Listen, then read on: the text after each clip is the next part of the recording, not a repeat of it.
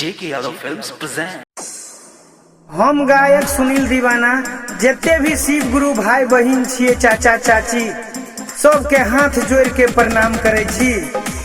आओ शिव गुरु के धाम लाग गेलिए, अहाँ सब कतऽ छिए? ए भगदलिया वाली गुरु बहिन अबे नहीं ये फुर्सत नहीं भेल हन काम से। ए कोयला मोइन वाली गुरु बहिन अहाँ के कौन काम ये घर पे? ये जल्दी आ ना, शिव गुरु के धाम लाग गेलिए। आ सुगरन वाली गुरु बहिन तो एकदम की कहूँ जवाबे नहीं है, तब से बोले आ रहा छे शिव गुरु के धाम लाग गेलिए, अभी तक नहीं आयल छथिन। अभी सुनिया वाली गुरु बहिन भर दिना की खाइए में लागल रहो, काल खाब। आओ शिव गुरु के धाम लाग गेलिए, जते भी शिव गुरु भाई बहिन छिए शिव गुरु के धाम लागल ये, अहाँ सब आओ जल्दी आओ। Shiv JK Yadav Films.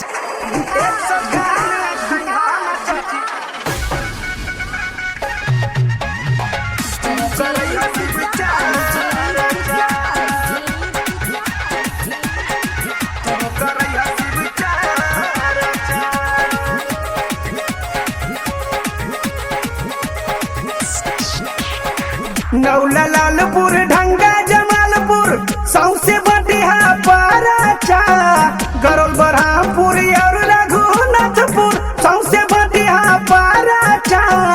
एक सच खाना खैहा न चाची, लेकिन तू करैह शिव चारचा। एक सच खाना खैहा न दीदी, लेकिन तू करैह शिव चारचा। नौला लालपुर ढंगा जमालपुर सौसे बटिहा पाराचा, गरौल बरहामपुर और रघुनाथपुर सदरो बटिहा पाराचा। एक सच खाना खैहा न चाची, लेकिन तू करैह शिव चारचा। एक सच खाना खैहा न दीदी, लेकिन तू करैह शिव चारचा।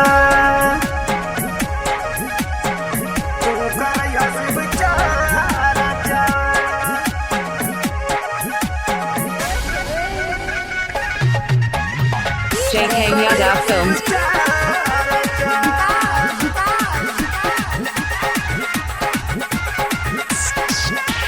पहला विधा में दया आह मांगब, शिवाही हमर छी गुरु यो।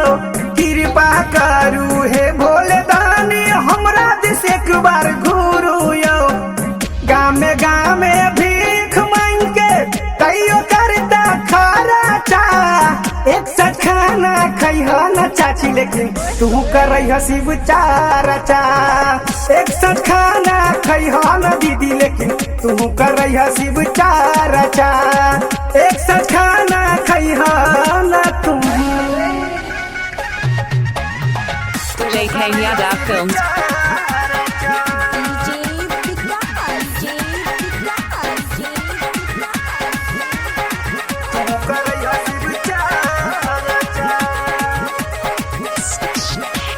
दूसरा विधा में चर्चा करब, सब मिल गई भजन ये। छोड़ के काम धाम के चिंता, भक्ति में रह मगन ये।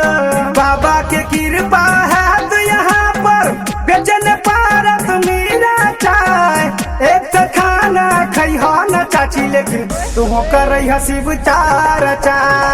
एक से खाना खैहा न दीदी, लेकिन तू करैह शिव चारचा।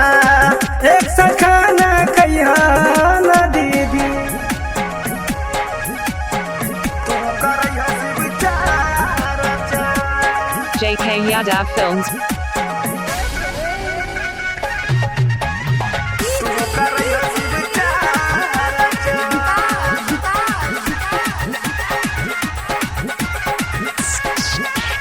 तीसरा विधा में नमन आह करब, नमः शिवाय के जाप है।